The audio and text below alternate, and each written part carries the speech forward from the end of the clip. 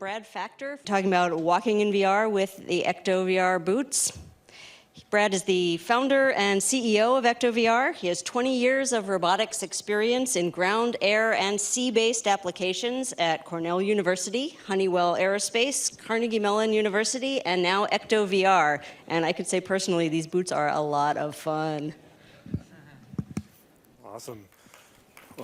Thank you very much. Thanks for the intro. Good afternoon, everyone. I realized after I put this together that it says confidential and proprietary, all rights reserved everywhere, and that's because it comes from our pitch deck templates. Don't worry about that. This is for this audience. So what are we talking about today? Well,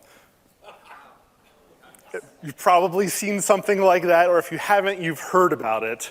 What if your virtual world is bigger than one room? Well, be careful where that potted plant is. You're probably going to run into it. So kind of the standard for VR experiences, if your experience is bigger than one room, is teleporting, right? You aim, you click, you appear somewhere else. As far as I know, we haven't perfected this in real life yet. Let me know when we do, though. Be appreciated. The drive wasn't bad here, but that would be faster. Even for pros, sorry for the images there, but smooth locomotion where you're pushing a thumbstick around or you're pushing on a touchpad and you're gliding around. Some people get their VR legs, some people don't. I am in the don't category. I haven't done this for many, many years, and I can still get sick from this. Now, okay, let's talk about why. Now, with VR, there are a few different theories as to what can cause motion sickness. Convergence divergence is another one, but kind of one of the main theories is sensory mismatch, right? So your inner ear, your vestibular system feels a thing or doesn't feel a thing. Your eyes see a thing or don't see a thing, and your brain goes, oh, these things are different. And if they line up, great, and if they don't line up, it's bad. And that's the same thing for like motion sickness in cars, planes, boats. VR kind of flips it around though, right? Where your vestibular system isn't feeling anything and your eyes are seeing something. Zooming in a little bit more, so you've got gyros and accelerometers in your inner ear effectively.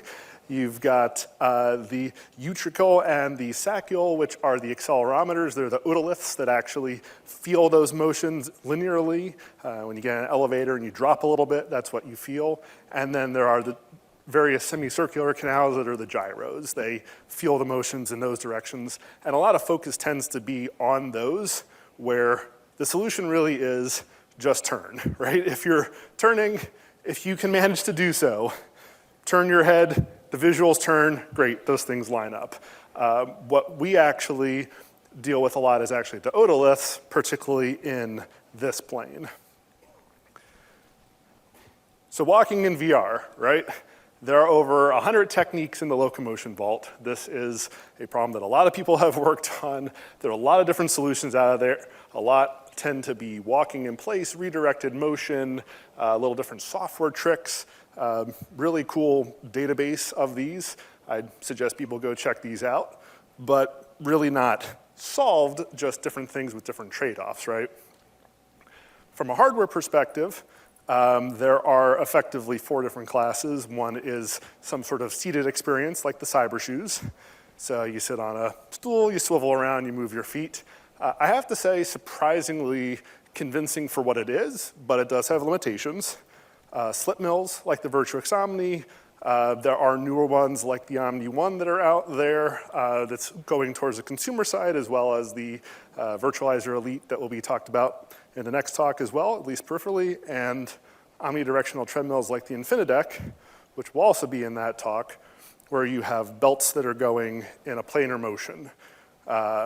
Otherwise, you're pretty much at immersive room, which has gone in and out of favor, where either you have standalone headsets or you have backpack PCs and headsets, and you just have a big space. And your world can be as big as your space. So if this is our VR space, if we want one-to-one mapping, this is our VR environment. You want to go one step outside of that, then you have to start playing tricks in software and with experience design. So I've talked a lot about problem and some solutions out there. What the heck does EKTO VR do? And to introduce you to our boots is Zalushi, who is a YouTube influencer who has tried out and talked about our product. This piece of futuristic tech is unlike anything you've ever seen and aims to change the way we experience virtual reality. Meet the EKTO boots. So, imagine VR boots that let you physically walk around and explore your favorite fantasy world. Well, I was lucky enough to try out this tech in person and do exactly that. So we make boots that let you walk around in VR, and you'll actually get to see a couple of them in person in a very limited demo in a few minutes, and they are also have been purchased by APL and are at RP1, so anyone who is part of APL can negotiate to go use or try them out, or you can come to Pittsburgh and talk to us about that. So gonna dive in a little bit to the technology to work best to this audience here. So we've got two boots. We have a base station that communicates wirelessly to both of them, has a lot of computation on board, and then that interfaces with a computer that both does some of the calculation and runs the VR experience, which connects to the VR system. So today what we do is a Vive Pro with a Vive wireless adapter to a desktop PC, and then over USB our base station plugs into that. That communicates wirelessly with the boots. There's also tracking equipment which interfaces with the VR system, and then this shows a little bit of a blow up of the boot.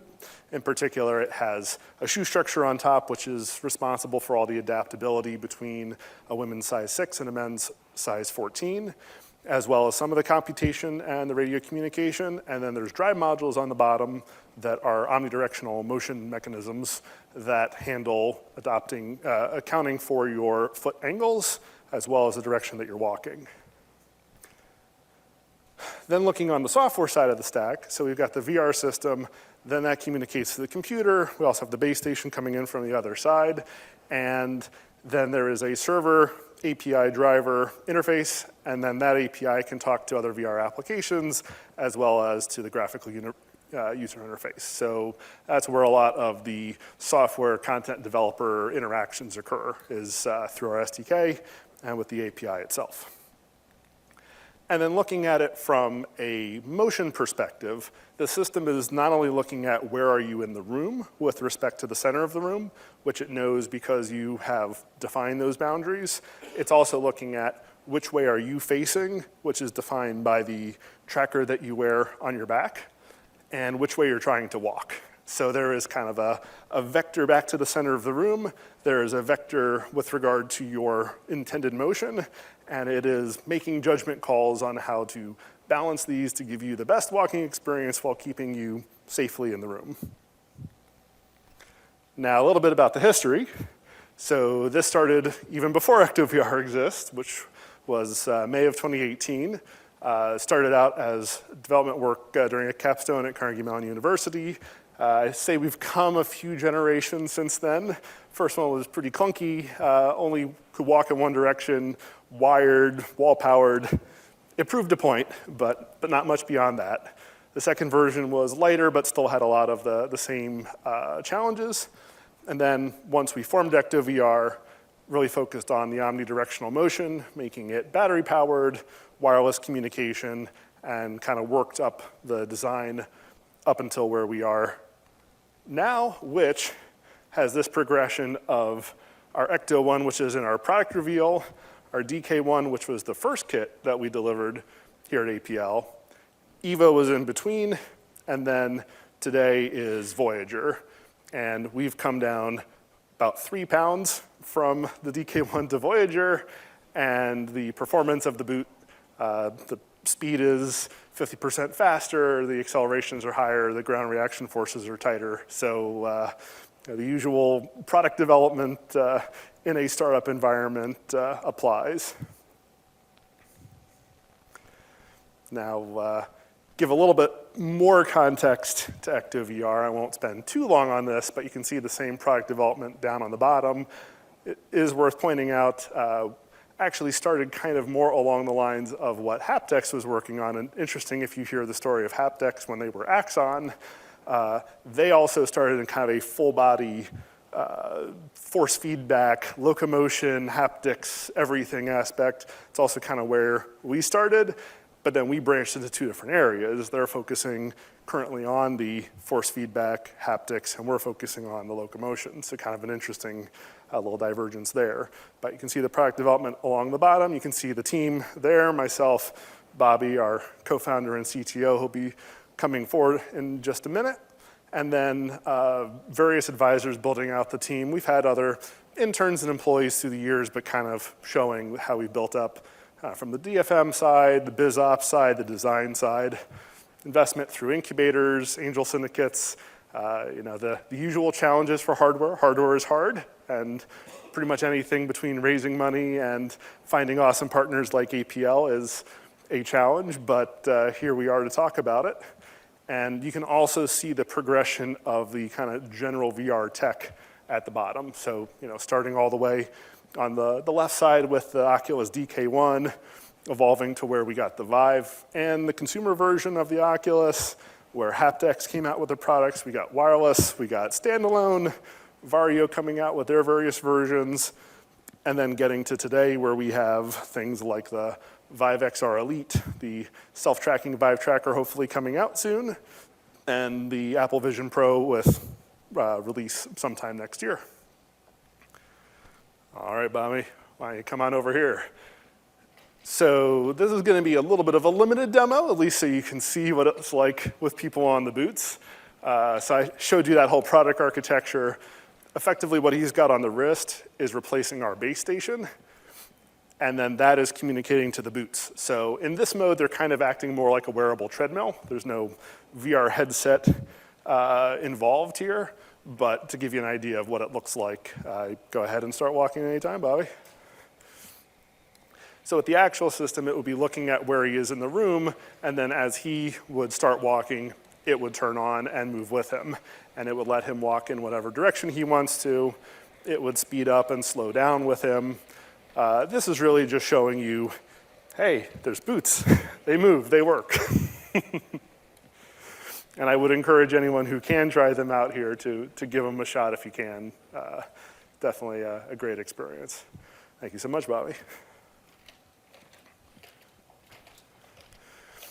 So looking from kind of the use case side, I would say broad applicability, right? Now this is kind of a statement to VR itself. You can use VR for a whole host of applications, and really what our boots do is expand the size of the environments that you can do with those. So depending on where each use case is in its development kind of path, some of those will start with like a single workspace, then you'll get to a single room, then you'll get to a suite of rooms or a facility. And we've seen kind of that path in training. We're starting to see that path in health and wellness as well. Design, I mean, there's an example here of collaborative design reviews where you're talking about walking, you could be walking around a rocket ship. I mean, that's not gonna fit inside of a small room. Now you can scale it and what have you. But for one-to-one, that's where you start pushing the boundaries. From our perspective, we actually started location-based entertainment, so where consumers can be the end user, but business is the customer, essentially. The first picture there from Hub Neo is actually of our 4th generation product when we were in New York testing this out with Arizona Sunshine a number of years ago. And then the one on the right is 2-Bit Circus, which is a micro amusement park in Los Angeles that has a whole bunch of different VR experiences and escape rooms and what have you, and it was very cool to be a guest experience at 2-Bit Circus, so kind of coming full circle in that regard. Also a good application are marketing. I mean, we have shiny glowy boots that draws people's attention. We tend to get a pretty big crowd wherever we go, so Etisalat actually covered everything for us to go to Dubai, and be it Jitex Global built out the booth and everything for us. Really cool, really crazy experience. And then Abundance 360, Peter Diamandis' group has a summit every year. We were invited to be at that, and that's actually Peter Diamandis himself hopping into the boots, which was a pretty cool experience as well. And then kind of our focus right now, like we're still working on supporting a lot from the training side that we'll talk about, but adventure, which broadly can be different things. That can be gaming, but that can also be hiking Mount Everest. And this is a few examples. We have Half-Life Alyx, Arizona Sunshine, 2 games, but Nature Treks is more of a experience and less so of a game. So kind of where you're broadening the space for all of these environments. And then training simulations, which is what brings us here today. So the one on the left is from a company, Shiny Box Interactive in Houston, Texas. They do a lot for chemical, oil, and gas. So that is a oil field where you're turning valves and you're learning kind of a procedure. And then we actually collaborated briefly with NIOSH, their mining division in particular, because they had a competition where they needed to represent a whole underground coal mine, and a whole gymnasium represented 1/8 of this coal mine. So they had backpack PCs back then and headsets, and they were walking around in teams, but then they had to say, okay, we are done, we have cleared this area, now we're gonna teleport to the next zone. So they couldn't keep walking. They couldn't say like, oh, okay, I pulled this. Oh no, wait, I need to go back. And like, you had to have a team leader say, we're moving on to the next stage. So it was a very compelling use case where you could just keep the team moving through the entire environment. So a little bit of the journey of how we got specifically here. So we were at Augmented World Expo 2021. Picture on the left is of our startup table. Then we had a private room where folks from APL got a chance to try out our boots. And here is a short video from that. I can't believe I'm doing this. Like, feels like I'm in Southern California desert.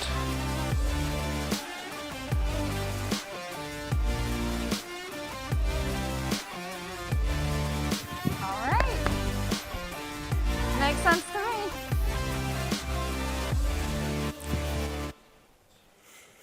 So that was the start of this relationship here, and it was I feel like it was a good experience all around. And from there, APL decided to charter the boots for 2 weeks and ran 53 demo participants through. I see some folks in the crowd who were part of that group, and walked almost 2.5 miles. We did some quantitative, some qualitative evaluations, both to give us a good understanding as well as to give the folks here at APL a good understanding. Obviously scored pretty well on the immersion side, very well on the safety, which is great. Come from a safety background, absolutely want to maintain that in this environment. The I could walk faster was interesting, that even with a decent amount of weight on people's feet, they're like, yeah, I could go faster. So we took that into account.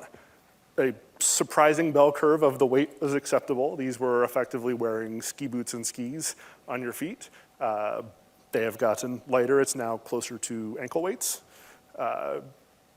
So definitely kind of in the realm of what people do in day-to-day life. And they're motorized, so that counterbalances some of the metabolic cost there as well. And then we got some feedback as far as the way we did our training. People didn't feel as confident they could use it on their own, so we beefed up that side as we were heading towards deployments. The little pie ring charts are really interesting. People were pretty excited coming in, and then they were very excited coming out. And they had some good energy coming in, and they were really energetic coming out. And they're a little exhilarated coming in. They're very exhilarated coming out. So I feel like we did our job there. So a little bit of what we've kind of been up to in the intervening time outside of APL. We've been working with the Entertainment Technology Center at Carnegie Mellon. They did a project through the Building Virtual Worlds class, which is a really cool class. You get a prompt, and then you have to go make an experience. And they range from 1 week to, I think, 4 weeks might be the longest project there.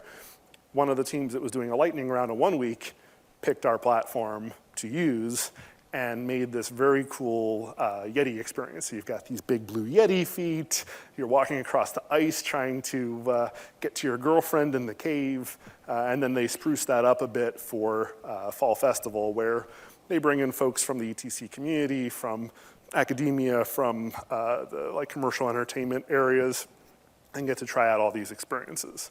There's a little short video from that as well.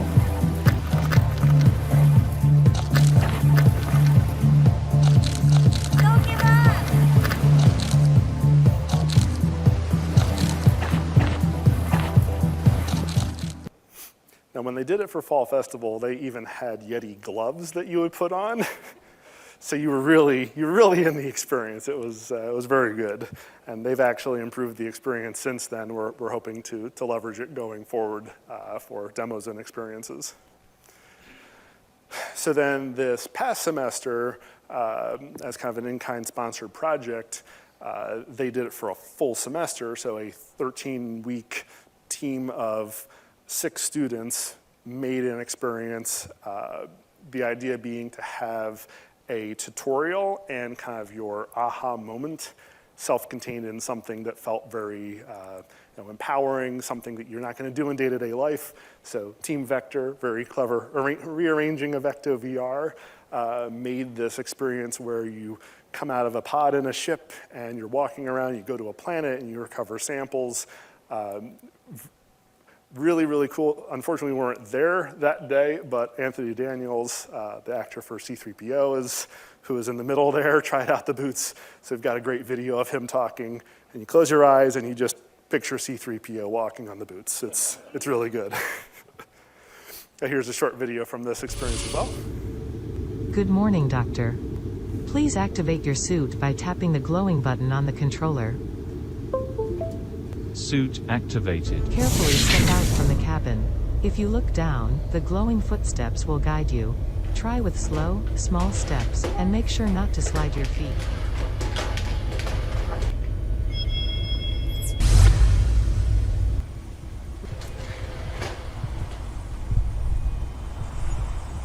Great.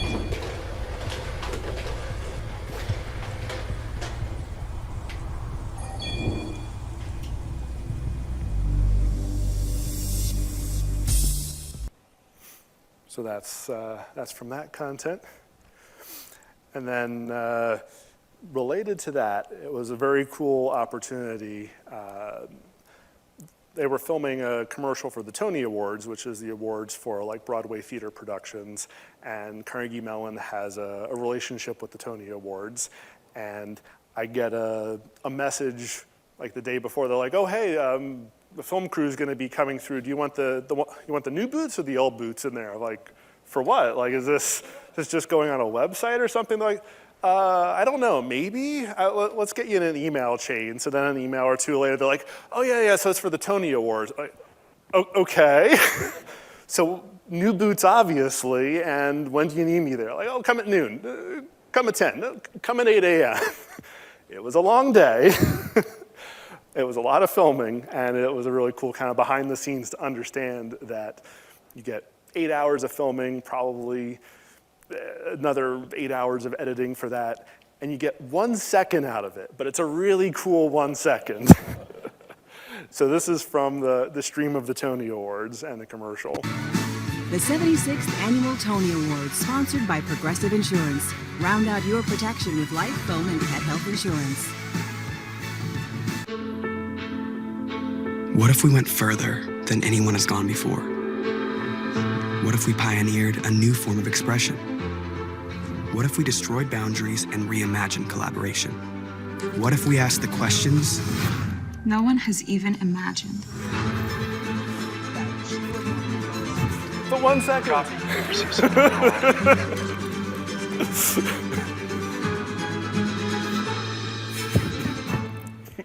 They showed it twice, so I'm counting it as 2 seconds. Thank you. It's very exciting. I shouted a lot louder when I saw it the first time. So we brought the new boots. We swapped them out for the original ones that we deployed, and you will hear more about this in the next talk. Very interested ourselves. We don't know the results to know how we fared compared to other solutions that are out there. But really excited to be part of that comparative study. Now, we did have an Apollo 13 moment. I don't know if the talk will even talk about it, but I wanted to bring it up. Get a call. Pittsburgh, we've got a problem. So halfway through the first group of interns that were trying out the boots, one of the boots turned off and would not turn back on. So it was definitely the square peg, round hole, or is it round peg, square hole? I don't know. But we're like, okay, what are all the things? And I have to really thank the folks here for being willing to get arms deep in our product and get it back up and running. We spent, I don't know, it must have been 4 or 5 hours, but we weren't able to get it for the second group, but we got it back up and running for the third group, which, you know, a good look into what working with an early stage startup looks like. Products will be more or less reliable than things you can buy off the shelf, but the odds are if you make a call, somebody's gonna pick up and try to get that sucker working as quickly as possible. So glad that we're able to, excited to hear how the results played out. And let's see, the last thing I have here. Now this is from our typical deck, so there's not much going on up above aside from the team gets bigger, we make more sales, we get more money, we get more investment. That's kind of the standard progression for a startup, but perhaps what is more interesting is kind of what we planned out for the product. So right now we support Unity. We submitted our Unreal Epic Mega Grant application, so hopefully we'll get that and we'll have Unreal Engine support. We've had some pull to do multi-user, so either in 2 separate locations or both in the same location but 2 separate flooring places, standalone headsets, compatibility with more haptics, faster movement, and then getting to this concept model, which actually we're probably closer to that than this presentation would show, but where it looks more like a shoe and less like a very refined dev kit moving towards product. And that is what I have. I probably have time for a couple of questions if anybody would like. Thank you. Could you fill people in on the demo opportunities? Yeah. The last I heard, you weren't actually bringing them to the event for demos. So we only brought that pair that Bobby's wearing just to give that quick demo. So I would say folks from here at APL, it's okay to say, talk to David Garber here, and he will get you hooked up with trying out the boots. Those from other organizations, please email me. You're either welcome to come to our Pittsburgh office or we will figure out a way to get to you. I guess the saying, don't run until you walk applies here, but are you looking towards being able to run in them? Is that achievable near term, or is that a whole different set of challenges and risk factors involved? Yeah, no, it's a good question, and you're absolutely right of that progression. So what we're planning to do is to dial back some of the other capabilities in a separate prototype the faster speeds, really work out the sensing and control side of that to the safety aspect, and then start to bring back in some of the adaptability. So like take out the ability to handle different shoe angles and like dynamics in that, and then kind of build that set back out. So yeah, that's absolutely in the product roadmap. All right, I think that's it for time. Thank you again, Awesome. Brad. Thank you very much.